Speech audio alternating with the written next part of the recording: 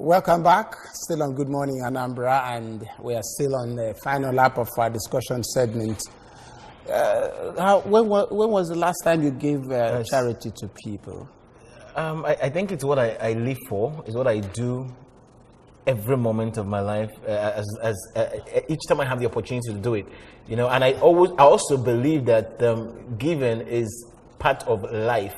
It's part of my life. It's part of life generally. If you're living and you're not giving, then I don't know. And the Bible says there is more giving, there is more happiness in giving than there is more blessing. Yeah. So when you give, and then you are happy, and the person who you've given to is even happier than you that is giving. So, and you find out that most of our leaders, some are not keen into that. It's a big problem, trust me. Yes. When we talk about giving, it's easier said than done. You talk about people giving and trying to help. It's not really the in thing in Nigeria. Now, nobody wants to help, nobody wants to give. So when you actually get to see people who do it, then you should really appreciate it. And then that is why we have to appreciate Her Excellency, the wife of the governor, for really giving her something. More kudos, I think she deserves more accolade, not some accolade. Okay, we want to talk about charity and giving back to the society. And we have reference to our own mother, the mother of the Anambra, talking about Her Excellency, Chief Mrs. Ebelechukwu Obiano. We want to talk about that. Now, we want to welcome you, Mr. Emeka Ozumba, the Chief Media Officer to Governor's wife. I want to say, Your Excellency. Emeka Ozumba, I want to say welcome. Good morning. So if I say Your Excellency, you would accept that? I'm just Emeka Ozumba, no prefix, no suffix. But I could discuss my boss and her activities. Okay, but you've stepped into her shoes because you are here in her capacity. Yeah, thank you, but not on official capacity. All right, not on official capacity. We're talking about charity and giving back to the society. So let's take the message from her first, then we'll now discuss on that. Thank you. Because as we know, the world is marking World Humanitarian Day. Yeah. And as a matter of fact, after taking our message down, we'll delve into that. Let's see the message. Thank you. The wife of the governor of Anambra State and founder of Caring Family Enhancement Initiative, Mrs. Ebelechukwu Obiano, has called on Nigerians to imbibe the culture of selfless living in order to promote harmony and good neighborliness in communities. On a special message in Oka on the occasion of the commemoration of World Humanitarian Day 2018, signed by the Chief Media Officer Emeka Ozumba, Osodieme observed that there is a growing trend towards selfishness, which suggests that we are fast losing the very essence of humanity. And I actually think that that's a big one. According to her, World Humanitarian Day reminds us of our responsibility to be humane and selfless in relationship with fellow citizens in the face of complex challenges that we all face every day, which has seriously eroded the values we once held dear as Christians and peoples of faith. Let us delve into that. Actually, that's your message. That's Her Excellency's message via you being the aid. Now, World Humanitarian Day, and we said that the message continues. Yeah, it continues. Today, many are internally displaced either by conflict or natural disaster like flooding and have become refugees out of no fault of theirs. Therefore, let us rise and assist in the spirit of Unya Alawania. It behoves on us as Nigerians, especially in the Anambra, to reach out to our neighbors and those in need, either in the form of advice or little help, which tends to go a long way in healing the larger society. Osodieme explained that she has tried to do her best through the programs of her NGO, Cafe, by supporting the less privileged, especially indigent women and widows, many of whom received the 21 two-bedroom bungalows she has built and donated free across the state, and over 4,000 trained and empowered in various vocational trades. So, this is great. Well, quickly, let's just talk. What is charity? Well, at the risk of sounding academic, let me use some charity is selfless giving. Let me use some, in biblical terms. For no love has a man than this, that he gave his life for his friends. That's John, isn't it? Now, someone said, I think it was John Bunyan, he said, you have not lived today until you have done something for someone who cannot pay you back. Now, if you calm down a little bit, Mother Teresa said, give, but give until it hurts. Charitable giving, acts of charity, you give, it's selfless. You deny yourself. It's an act of self-denial for the good of the other. Now, most people look at charity, philanthropy and charity go hand in hand. But when it's not selfless, or you give because you have intention to gain an advantage, that's not the type of charity. It's selfless. That's one that was taught by Jesus. In the face of the darkness we've seen, in the face of privation, in the face of challenges that we've seen, you saw as part of that message that where she said that the society seems to have lost its essence. Human solidarity is fast eroded, not because we are all here, but because we are all buffeted by our own individual challenges. We tend to forget that all hands are not equal. The way it's dictated is that those who have much will support those who don't have. In our society, we used to have those structures of humanity that we have, so structures of the world, which has been affected, like in our society. Our extended family system is also where the challenges are. Individuation is taking place. We're all working in silos. We tend to insulate ourselves. I'm thinking that, if I move away, it's corruption, I don't want to get involved. And you think no, Jesus mandated us to get out there and proclaim the new order. You must extend the hand. If you come near home, way back. People go to their farm and harvest their yam. They leave some. But because they know some will come to pick it, they leave it. You remember, look at how far we've traveled. Sometime in the late 80s, Umaru Diko was quoted as saying that when it was said that hunger has taken over the land, Umaru Diko said, no, I've not seen people picking from the dustbin. Of course, if you look at our society today, you see we've become comfortable with people scavenging on the bins. It lowers humanity. When people are doing that and you come and walk past and you don't deny yourself, it lowers our humanity. So it's a general malaise. So if you see, it's not just about those, the haves. At each level, you must find a way to deny yourself. And like you rightly pointed out when we were taking up, you give. And there's a tendency for personal satisfaction, upliftment. There's this spiritual side to the man. Basically, based on that, the message we read from Her Excellency as the world marks World Humanitarian Day, emphasis was laid on giving to the society, building 21 bungalows for the less privileged. Her Excellency did that. Can you expand on that as part of giving back to the society? Okay, fine. You mentioned the World Humanitarian Day. It became necessary. It's like 3 legs. It is a UN Day set about to remember those who work in the humanitarian field and those who died in the process. But then it also reminds us that the society's balance is maintained by sharing, selfless giving. And that's where the wife of the governor comes in. She's not an elected official. She's a personal individual. But by association, she's the wife of the governor of Anambra State. And what does she do?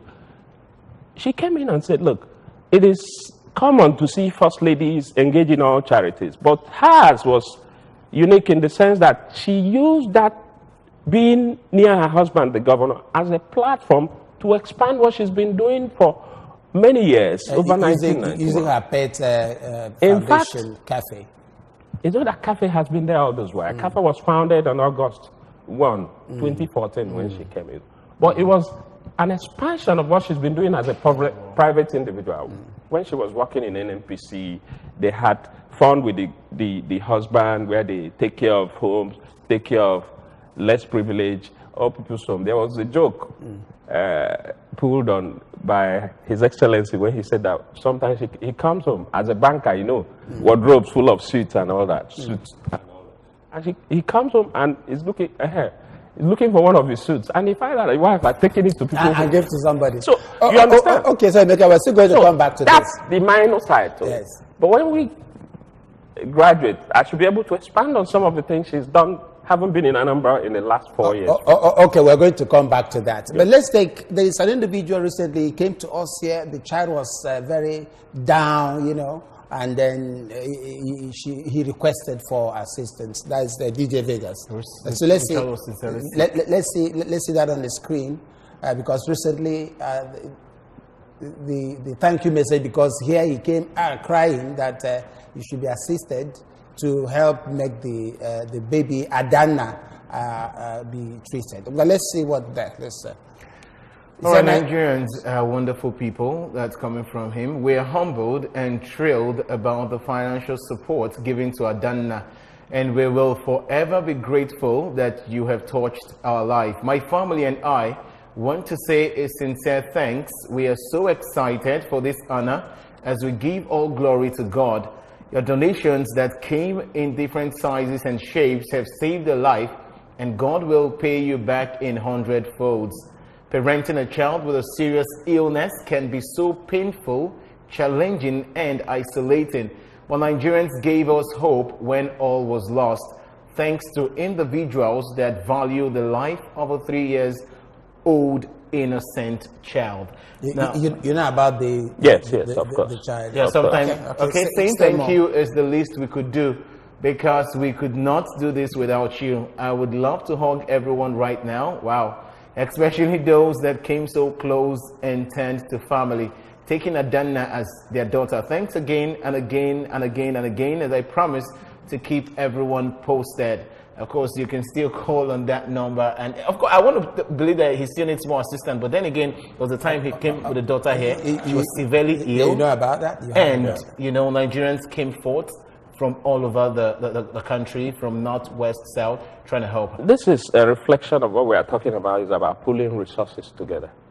But you know, just as we are celebrating this, it's just a trickle, a tip of the iceberg.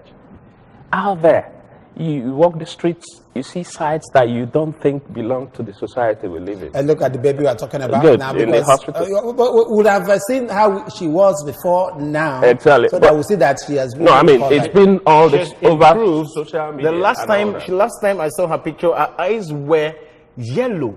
Like you had this yellow colors in her eyes, and it looks as if I was actually going through the post some other time, and the doctor was so scared before she traveled out that they were losing Adana. You see, there are 3 sides to it again.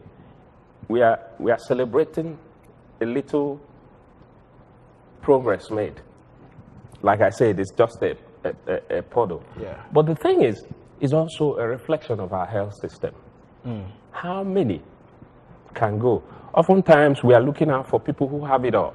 You say 5 million. If everybody contributes 1,000, it makes the whole. Yeah. You could pack with 1,000. It could be that 1,000 that you slated for lunch. You give it away. Yeah. You can have water for the afternoon. Yeah. That's the level of sacrifice. That's what we are talking about. It's not about being in the political office and you want to, and you go and donate back something. No, that's not. I remember what Vegas said when he came in there. He said he's looking for 25 million. And he said if everybody gives 1,000 naira, 25 million persons, 25 million would have been there. And some people were saying, let them set aside the money they use for taking 1 bottle of beer or 2 or thereabout, and make that sacrifice, giving back to the society. Do you think it played out in this case and other charitable ones? It's not a one-way thing. It's about responsibility on all sides. For the giver, for the receiver, and for him who lacks. It's about responsibility. What kind of society do we want? That's why, for instance, when we get back to the personality that is in question, the wife of the governor of Anambra State, Ozumba, where we are, she has managed to use where she is, close to the governor who is the elected in the forefront. You always hear her passion It's not just to give handouts, which is why you find the issue of training over 4,000 in vocational trades. Building 21 houses across the state is not a fluke. She's doing it, and she's still doing it today. There's no election, most people thought, and she's doing it not with her resources. She goes out to philanthropists in the Anambra to say, look, if you can identify what I'm doing, you could build it and put your name on it. But you must have changed the life of a helpless woman somewhere in the far-flung communities like where you have in Amatutu village in Ago, somewhere in Nri. As far-flung place as Amoka, or those who have lost hope that they will not. You need to see the picture. How do you even get those people? For instance, we are using the house as an example. Most of us, what do? She looks at her balance and say, I have some pool of money. You guys go out and get me some pictures. If you get to her, you see bags where you have pictures of houses. You get into the society, you don't talk to anybody, you move around. You see houses, you know, some mud houses that have been falling. Some fell and they are now being housed by neighbors. Those are the type of people we are talking about. And some people have come and said, look, I want to help furnish basic furnishings to do this thing. It's not that you have to build a house yourself. You could support some of these people.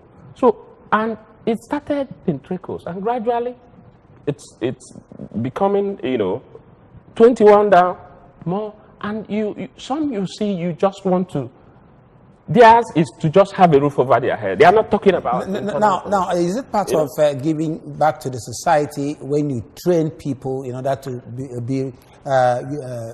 earn for themselves? Like he said, don't give me a fish, tell me how to... Yes, that is even more... You see, for everything that is done in our world, it's about sustainability. We've just seen the picture of Adana. If you check in terms of multiplier effect, how many people can we afford to take out for treatment? How do we ensure that we have a system that takes care of more number of people within the system? Likewise in giving. Do you continue to give? There's a tendency that giving actually demeans the person that receives always. It's about that responsibility on the part of the taker and also on the part of the giver. You, as you're giving, you don't want to lower the person in the estimation of humanity because it whittles down your self-esteem. So how do you encourage... What does he do? Yeah. You say, look, at that point when you're very hungry, Jesus in his magnanimity fed people. Remember the story of the 5,000? He gave, not necessarily because the essence is to continue giving them, because he can't afford doing that on daily basis. But at that point of need, to be able to retain some level of sanity, you eat and you're satisfied. But how do you move from that? That's where the UN maxim of sustainability comes in. What do you do? The wife of the governor said, look, my passion is not just to give people fish, but to teach them how to fish. And what does she do? Come to my office and register. You're not going to pay anything. You're not going to be, money won't be taken away from you. You're walking around begging money. Come, I'll teach you vocational things you can do with your hands, even if it's puff-puff that you can fry in front of your corridor. You saw the other day, she just trained 350. In the next couple of weeks, they are going to be empowered. Most of them, I know a number of those who've been monitoring because there's a follow-up to see how those people are doing. When they train you, you learn this trade.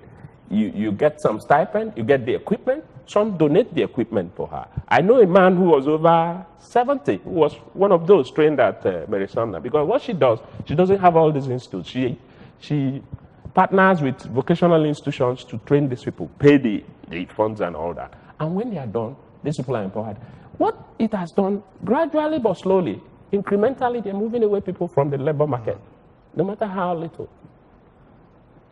You don't know how far that has done in reducing the pressure. If you do that within your own nucleus family, you would have reduced those who take 5,000 from you every month. So sometimes you could pull back from giving that 5,000 when you see the person is laid back and pull it together and buy the person a machine. Okay. Or even something to use in cross. That's the change in the life. When the person realizes that it is much more sustainable to earn your keep. After all, God gave us we are not meant to be there at the lower rung of the ladder. He gave us the strength and the will and the ability to conquer our environment. Those are some of the things that are required. So charity is not just for those who have, but for all of us, no matter how little, change in life. When you wake up from the bed every morning and you're grateful to God for what He has given you, think about how to impact a life somewhere along the line. Okay. Not just about handout. Now, we're talking about the NGO, the Caring Family Enhancement Initiative Cafe of the governor's wife, and of course what she has been doing to Anambra State, to the people in Anambra State. Now, there are lots of other NGOs that are not known or known. Now, most people have this notion that about charity, that when they actually go to donate or give money to these NGOs, they are not used for the desired purpose, and that really, takes them off of wanting to give. How do we fix this? And are there ways where we can monitor these things that are being donated to all these NGOs, the motherless babies, and and make sure these things are used for the desired purpose? Well, there's a clear. What you're saying, I talked about responsibility. You see, for you, who when the word, there's a difference between selfishness and selflessness. Okay. When it's selfless, that's where charitable act comes in. Okay. That's where, because Jesus gave Himself. Okay. Can you afford that? How much of that can you do by being charitable? The moment you part with it, move on. There's a responsibility to the hand that received. How did you use the gift you are given? Good. Okay. You are talking about NGOs. Can you police the world? How much of the world can you police? Of course, there are structures that guide NGOs. We also know that in every 12 there are Judases. But the fact is that you, at your own corner, what are you doing? If an NGO is set up and incorporated under the laws of the Federation, there are certain parameters. Some people have even tried to swindle using the name of CAP, because where they lay ambush is where they see that is active and happening. Okay. So it's about... Emeka, we want to thank you so much. I wanted to pull away a little bit from SA to Her Excellency now and give us advice on how best we can give charity or give back to the society. There is nothing. It is actually personal. The other hand, my right hand should not know what the left hand is doing. That's why we are taught as people of faith. But it's not being done today, because people will shout, I'm doing that, I'm donating this, I'm giving this. That's where you see, it still goes back to what's your objective. Just like everything you do in life, what's your objective? What do you want to achieve? Some want to be seen before they give. They want all the camera lights on them. On them, yes. That's not it. To be announced on radio and all that. Some, TV. Because it's a means to an end. There are, even in our private life, some are loud, some are quiet. There are many philanthropists that are hardly known. Some get, if I begin to tell you how many people who have received some personal gift from the governor of Anambra State for health reasons, and even the wife that nobody knows about. We don't know. Some of us know because we go for the clothes. Yeah. But that's not so. Sometimes when you see some of those things, you drop a tear. Okay. Because you see the impact on the life of people. So it is about selflessness. Like Her Excellency had some empowerment programs and issues that he had recently. So as we speak, the wife of the governor is going around the states. There's a local government, so about 21 local governments of Anambra. We are going to each of the 21 local governments. Now, when they go out and get all those equipment, food items and all that to give people, she tries to emphasize the fact that, look, I am here to touch base, to remind you. And then there is that insistence on the fact that you should do. In fact, of recent, the local government research is going on. She tells people, look, yes, you people are here. I don't want to see this same group next year. Okay. By the time I come next year, I would expect that we have reduced the number and maybe see newer faces who unfortunately found themselves in a situation where they have to receive this. What you have to do is to come back to me. Let me train you so that you get busy hands. So the fact is, it is about incremental improvement in the lives of individuals. If you increase, it's just like when you build a mansion amidst slums. You are the lone man out there. It is better to light a candle than to make a darkness. It is better to light a candle than to make a darkness. So I want to thank you so much for coming. Thank you so much. Emeka Ozumba, Chief Media Officer to Excellency Chief Mrs. Ebelechuku Obiano. Hopefully we want to call you back some other time to expand on how to give a charity and giving back to the society. Hopefully you'll honor that invitation. Why not?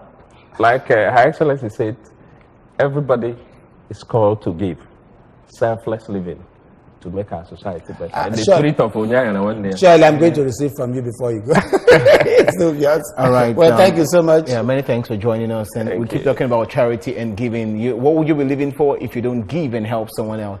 Well, that's the much we have on this. So remember, there is more happiness in giving than there is in receiving.